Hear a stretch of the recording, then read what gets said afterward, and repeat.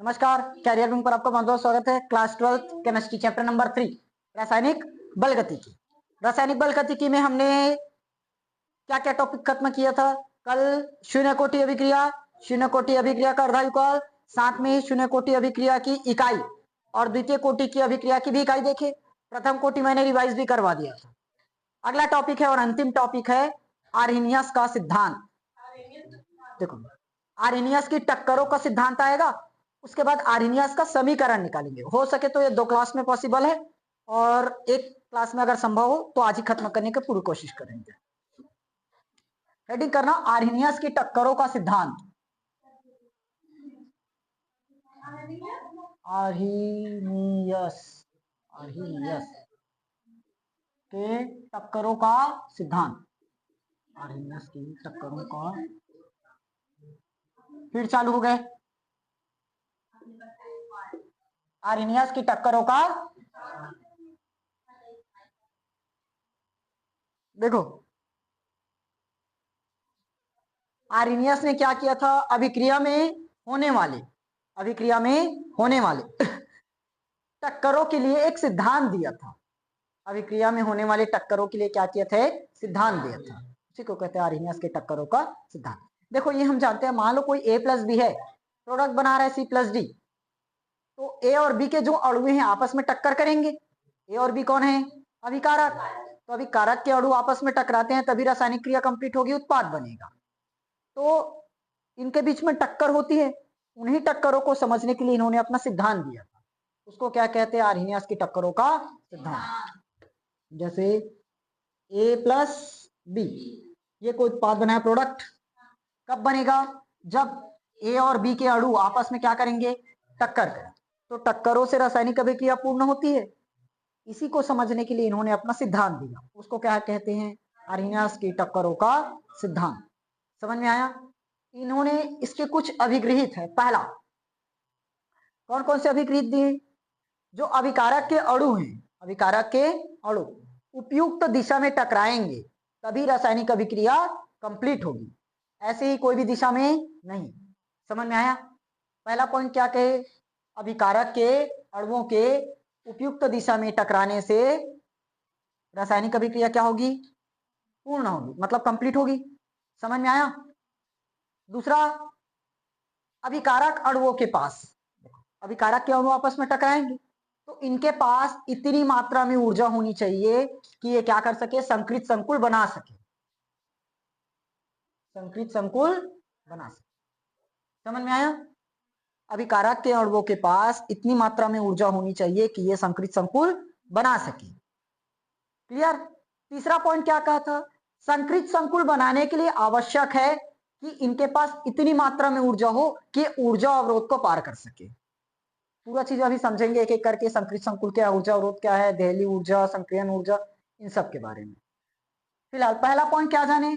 अभिकारक के जो अणु हैं उपयुक्त दिशा में टकराने से क्या होगी? अभिक्रिया कंप्लीट होगी। अभिकारक अणुओं के उपयुक्त दिशा में टकराने से रासायनिक अभिक्रिया पूर्ण होती है। पहला समझ में आया? दूसरा, अभिकारक के अणुओं के पास इतनी मात्रा में ऊर्जा होनी चाहिए कि वो क्या कर सके? संकृत संकुल बना सके। दूसरा समझ में आया?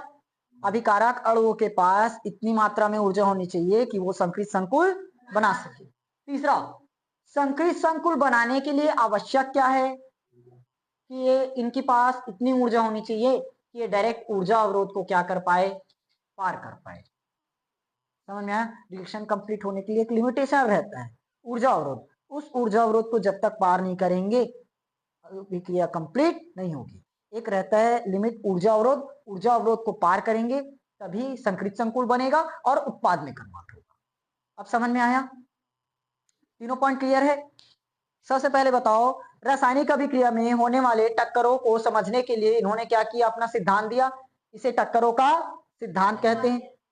इसके अभिगृहित, शॉर्ट में ऐसे लिख सकते हो, रासायनिक अभिक्रिया में होने वाले टक्करों का सिद्धांत प्रतिपादित किया। समझ में आया? रासायनिक अभिक्रिया में होने वाले टक्करों का सिद्धांत दिया। इसके अभिगृहित निम्न है। पहला, अभिकारक अणुओं के उपयुक्त दिशा में टकराने से रासायनिक अभिक्रिया क्या होगी? पूर्ण होगी। समझ में आया?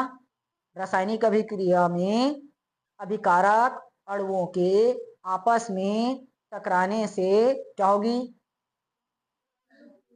रासायनिक अभिक्रिया पूर्ण होगी, लेकिन दिशा उसकी फिक्स रहनी चाहिए। ठीक।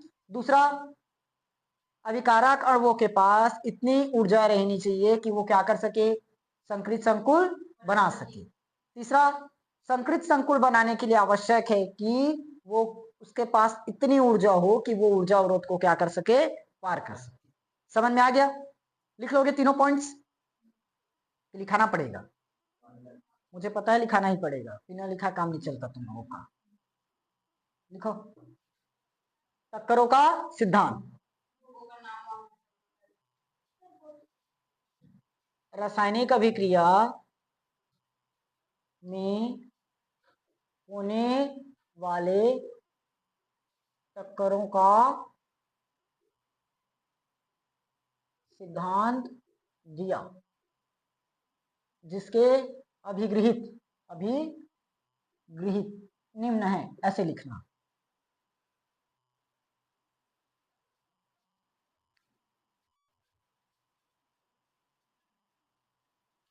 पहला, अभिकारक अणुओं के उपयुक्त लिख लोगे ना, ऊपर कर दिया तो उपयुक्त दिशा में टकराने से क्या होगी? रासायनिक अभिक्रिया पूर्ण होती है। दूसरा पॉइंट, अभिकारक अणुओं के पास इतनी ऊर्जा होनी चाहिए कि वह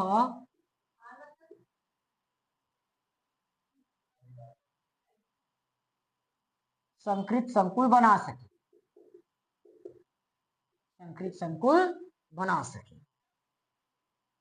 संकृत संकुल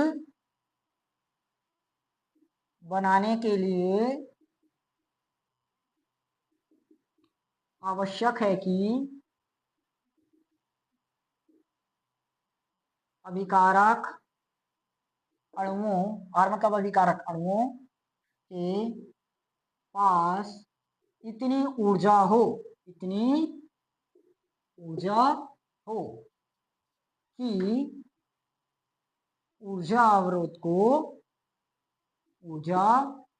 अवरोध को क्या कर सके?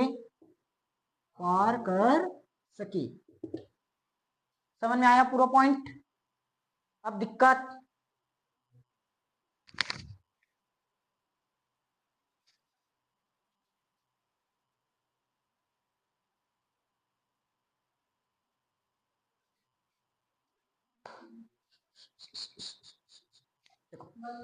जो भी थ्योरी समझाया था सेम टू सेम थ्योरी छाप दी। अभिकारक अणुओं के पास क्या रहनी चाहिए? उपयुक्त दिशा में टकराने से अभिक्रिया पूर्ण होती है। पहला समझ में आया। दूसरा, अभिकारक के अणुओं के पास इतनी ऊर्जा होनी चाहिए कि वो क्या कर सके? संकृत संकुल बना सके। तीसरा, संकृत संकुल बनाने के लिए आवश्यक है कि इन अणुओं के पास इतनी ऊर्जा हो कि वो क्या कर सके? ऊर्जा अवरोध को पार कर सके। समझ में आया? ऊर्जा अवरोध जब तक पार नहीं होगा संकृत संकुल नहीं बनेगा। संकृत संकुल जब तक नहीं बनेगा अभिक्रिया संपन्न नहीं होगा। आया? अब देखो, इसी में कुछ पॉइंट समझना। पहला, देहली ऊर्जा। ये लाइन मिटा दूं क्या? हाँ, पूरा मिटा दूं। अब अरे सब लिख लिया थे? हाँ, आपका पता है, उसके बाद लिखने के बाद अरे यार सर मिटा दिए, उसमें हो जाता है काम। पहला, देहली ऊर्जा। देहली ऊर्जा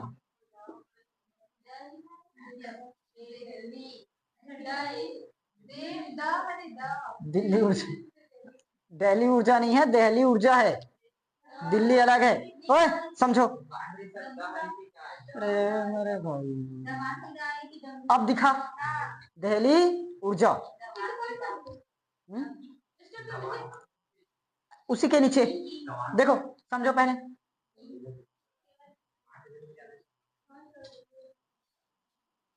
पहले समझाता हूं उसके बाद परिभाषा लिखवा दूंगा, समझना।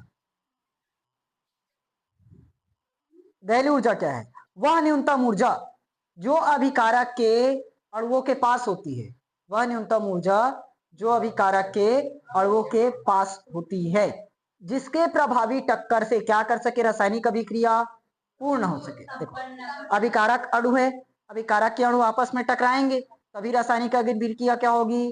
संपूर्ण होगी, कंप्लीट होगी। तो उनके पास ऊर्जा रहनी चाहिए, तो जो ऊर्जा रहती है वही क्या कहलाता है? दहली ऊर्जा। ऊर्जा की वह न्यूनतम मात्रा, ऊर्जा की वह न्यूनतम मात्रा जो उन अणुओं के पास होती है, जो उन अणुओं के पास होती है, जिससे जिसके प्रभावी टक्कर से क्या हो सके? रासायनिक अभिक्रिया संपूर्ण हो सके या संपन्न हो सके। आया? तो किसके पास रहेगी ये न्यूनतम ऊर्जा? किसके अणु के पास रहेगा? अभिकारक के अणु के पास, क्योंकि अभिकारक के अणु ही आपस में टकराएंगे। समझ में आया? ऊर्जा की वह न्यूनतम मात्रा जो उन अणुओं के पास होती है, जिनके जो आपस में प्रभावी टक्कर करके रासायनिक अभिक्रिया पूर्ण करते हैं, जिनके प्रभावी टक्कर से रासायनिक, हाँ ऐसे लिख लो ना। कहाँ चला गया डस्टर?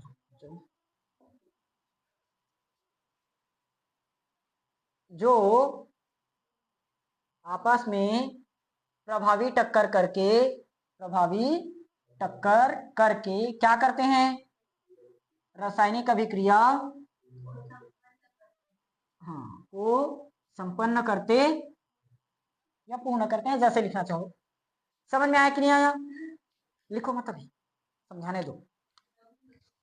हाँ ले, दूसरा संक्रियण ऊर्जा। संक्रियण ऊर्जा ये क्या हुआ?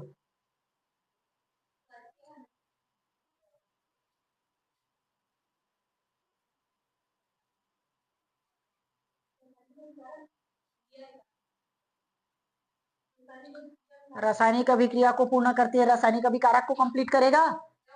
कैसे कैसे रहते हो तुम लोग, समझ में नहीं आता भी मुझे। सुनो, देखो अभी टक्करों के सिद्धांत में हमने क्या जाना? संकृत संकुल बनाने के लिए क्या आवश्यक रहता है? कि उसके पास इतनी मात्रा में ऊर्जा हो कि वो ऊर्जा अवरोध को क्या कर सके?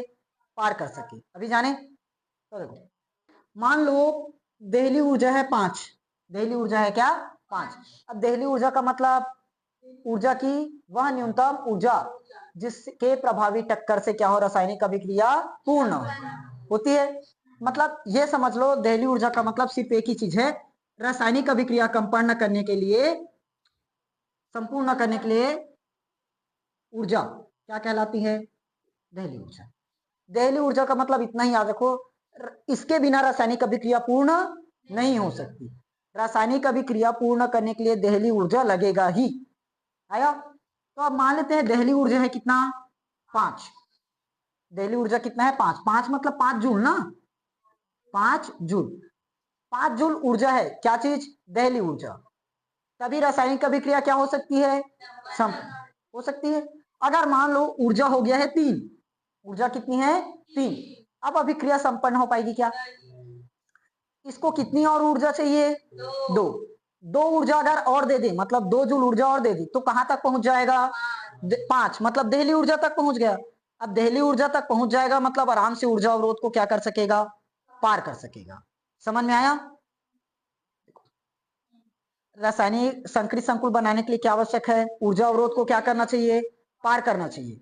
ऊर्जा अवरोध को क्या करना चाहिए, पार करना चाहिए होगा। तो दहली ऊर्जा आया उसमें। दहली ऊर्जा मतलब वह कम से कम ऊर्जा जिससे हम क्या कर सकते हैं, अभिक्रिया को संपन्न करा सकते हैं। तो मान लिए ऊर्जा संपन्न ऊर्जा कितना लगा, 5 जूल। अभिक्रिया को पूर्ण करने के लिए कितना ऊर्जा चाहिए, 5 जूल। तो 5 जूल ही क्या हो गया, इसकी दहली ऊर्जा हुआ। अब मान लो उसके पास दहली ऊर्जा ही नहीं है, कितना ऊर्जा है, 3। तो बताओ अभी अभिक्रिया संपन्न हो पाएगी क्या 3 ऊर्जा से, इसको कितना जूल और ऊर्जा देना पड़ेगा, 2 जूल। तो अब ये क्या बन चुका है, 3 और 2 मिलकर 5, और 5 क्या है, दहली ऊर्जा। अब बन गया कि नहीं बना, दहली ऊर्जा बन गया। अब अभिक्रिया पॉसिबल है कि नहीं, क्योंकि 5 जूल उसके पास आ चुके हैं और 5 जूल को हमने क्या मान रखा है, दहली ऊर्जा। तो जो 2 जूल लगा है एक्स्ट्रा, ये क्या है, संक्रियण ऊर्जा, एक्टिवेशन एनर्जी, संक्रियण ऊर्जा। समझ में आया, क्लियर हुआ। दहली तो परिभाषा क्या लिख सकते हो, दहली ऊर्जा से कम ऊर्जा, दहली ऊर्जा से कम ऊर्जा वाले अणुओं को, दहली ऊर्जा से कम ऊर्जा वाले अणुओं को जितनी ऊर्जा प्राप्त करनी पड़ती है ताकि वो क्या कर सके, ऊर्जा अवरोध को पार कर सके, उसे क्या कहेंगे, संक्रियण ऊर्जा। समझ में आया।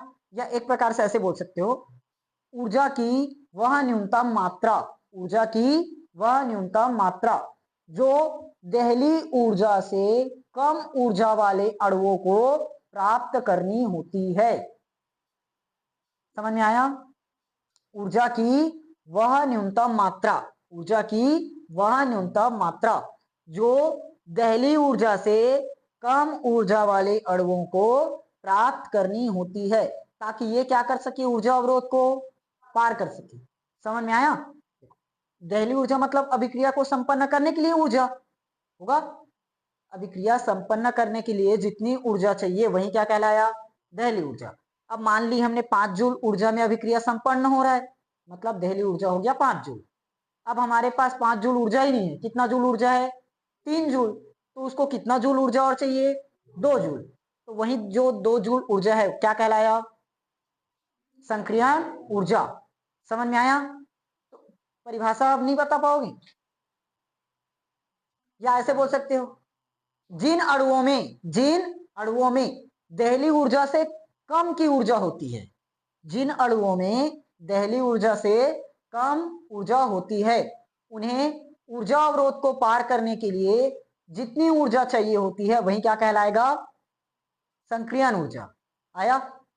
जिन अणुओं में दहली ऊर्जा से कम ऊर्जा होती है, ऊर्जा अवरोध को पार करने के लिए और जितनी ऊर्जा चाहिए वही क्या कहलाएगा, संक्रियण ऊर्जा। तो यहां पर मुझे बता सकते हो, अगर मैं संक्रियण ऊर्जा निकालना चाहूं, क्या चीज, संक्रियण ऊर्जा, कैसे निकाल पाएंगे, दहली ऊर्जा में से घटाना पड़ेगा ना, दहली ऊर्जा, इसमें किसको घटा दोगे, दहली ऊर्जा 5 में किसको घटाए, 3, तो क्या आया, 2। 2 क्या है, संक्रियण ऊर्जा, तो संक्रियण ऊर्जा चाहिए, 2 आया। कैसे आया, 5 में से घटाए, 5 क्या है, दहली ऊर्जा, 5 क्या है, दहली ऊर्जा। किसको घटा रहे हो, 3 को। ये 3 कौन सी ऊर्जा है, ना ना, संक्रियण ऊर्जा तो 2 है, जो अणुओं के पास पहले से ऊर्जा है, अणुओं में उपस्थित ऊर्जा। देखो अणु में कितना ऊर्जा था, 3 ऊर्जा, दहली ऊर्जा कितना था, 5 ऊर्जा। तो 5 में 3 घटाया तभी कितना ऊर्जा आया, संक्रियण ऊर्जा 2। समझ में आया। थ्योरी लिख लोगे, नहीं लिख पाओगे, क्या लिखेंगे, ऊर्जा की वह, हाँ, ऊर्जा की वह न्यूनतम मात्रा, ऊर्जा की वह न्यूनतम मात्रा जो दहली ऊर्जा से, हाँ, कम ऊर्जा वाले अणुओं को क्या करनी रहती है, प्राप्त करनी होती है ताकि क्या कर सके, ताकि ऊर्जा अवरोध को क्या कर पाए, पार कर सके। समझ में आया?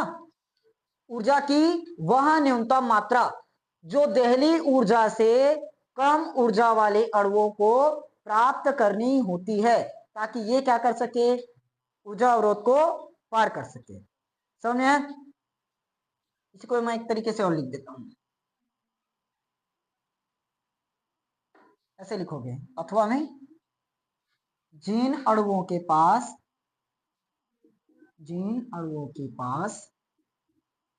क्या लिखेंगे, देहली ऊर्जा से कम ऊर्जा होती है, जिन अणुओं के पास देहली ऊर्जा से कम ऊर्जा होती है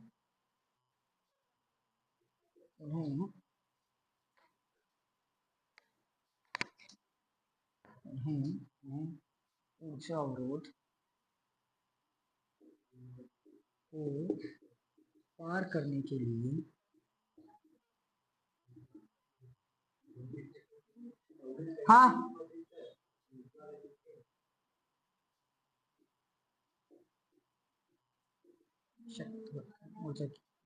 ऊर्जा आवश्यक होती है। नहीं, तुम लोगों की मर्जी, जो सरल लगे उसको लिख लो, या दोनों सरल लगे दोनों लिखो, बाद में आप करो। हाँ तो रख दो ना, क्या होगा, जितनी ऊर्जा की आवश्यकता होती है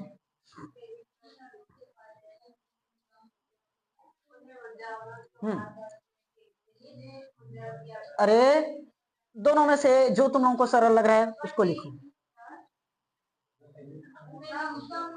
तो मुझे क्या पता तुम लोगों को कौन सरल लग रहा है, कम लाइन वाले।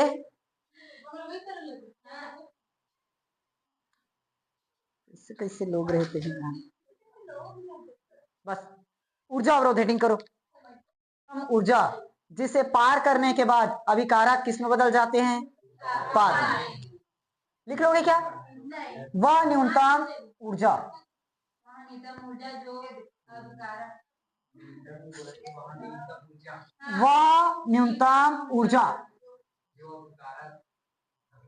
जिसे पार करने के बाद अभिकारक किस में बदल जाए, अभिकारक किस में बदल जाते हैं, लिख लोगे, वह न्यूनतम ऊर्जा जिसे पार करने के बाद अभिकारक उत्पाद में बदल जाते हैं।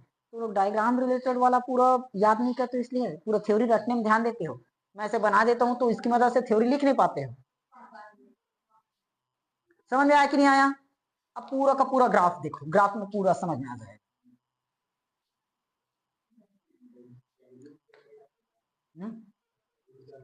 पूरा का इसमें आ जाएगा अभिक्रिया की गति, इस दिशा में कर रहे हैं, और इधर दर्शा देते हैं ऊर्जा का ग्राफ। ऊर्जा अभी इसको बनाना मत ना, मैं पूरा समझाऊंगा तब करना। और ये है मेरा ऊर्जा। समझना आप ध्यान से। इधर अभिक्रिया की गति, इस तरफ गति करे, और इधर एनर्जी, ग्राफ दर्शा दी। अब बताओ, पहला हमने क्या चीज पढ़ा था, देहली ऊर्जा। दूसरा चीज संक्रियण ऊर्जा,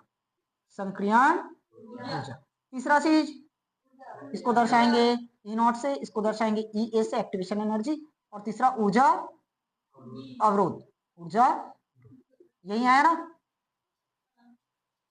ठीक। देहली ऊर्जा मतलब वह कम से कम ऊर्जा जिससे क्या कर सके, अभिक्रिया पूर्ण हो सके, वह कम से कम ऊर्जा जिससे अभिक्रिया पूर्ण हो सके, देहली ऊर्जा है। संक्रियण ऊर्जा मतलब यदि किसी अभिकारक के अणु के पास इतनी मात्रा में ऊर्जा नहीं है कि वो ऊर्जा अवरोध को पार कर सके, तो सबसे पहले उसको इतनी मात्रा में ऊर्जा देनी होगी, तो वो क्या बन जाएगा, देहली ऊर्जा बन जाएगा। तो अब ऊर्जा अवरोध को क्या कर सकता है, पार कर सकता है, वो कहलाता है संक्रियण ऊर्जा। समझ में आया? ये पूरे अभिकारक की ऊर्जा है, ये किसकी ऊर्जा है, अभिकारक की ऊर्जा, यहां तक। अब बताओ, ये अभिकारक की ऊर्जा हुआ, यहां से लेकर यहां तक किसकी ऊर्जा है, अभिकारक की ऊर्जा है।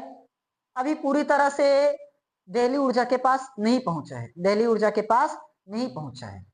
तो अब क्या करना पड़ेगा, इतनी मात्रा में ऊर्जा देनी पड़ेगी कि वो क्या बन जाए, दहली ऊर्जा बन जाए। दहली ऊर्जा बनेगा तभी संक्रियण ऊर्जा को क्या कर पाएगा, सॉरी, ऊर्जा अवरोध को पार कर पाएगा, होगा। इसका ग्राफ कुछ इस तरह से जाए।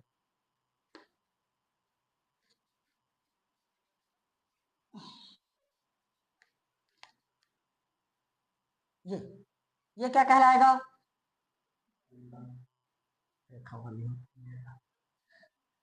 तो कटरीना नहीं है,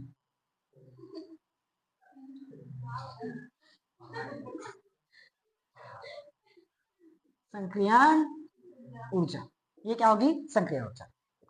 ये हुआ यहां तक अभिकारक की ऊर्जा, अभिकारक की ऊर्जा। अब अभिकारक की ऊर्जा को हमें क्या देना पड़ेगा, और ऊर्जा देना पड़ेगा, तभी ऊर्जा अवरोध को क्या कर पाएगा, पार। ये क्या है, ऊर्जा अवरोध। इस ऊर्जा अवरोध को क्या करना है, पार करना है।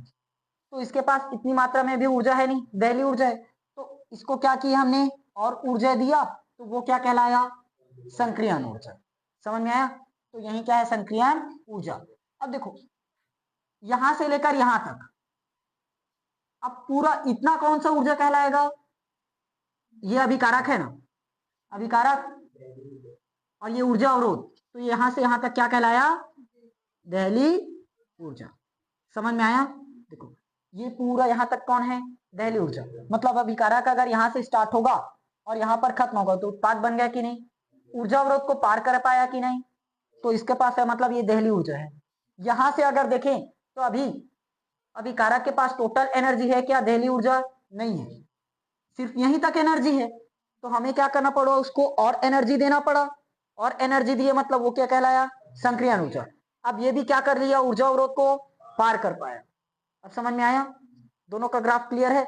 और यहां पर ये क्या बन गया, उत्पाद में कन्वर्ट हो गया, संक्रिया ऊर्जा अवरोध को पार करके किस में बदल गया, लेकिन कब, जब उसको क्या दिए, संक्रियण ऊर्जा। आया, खत्म।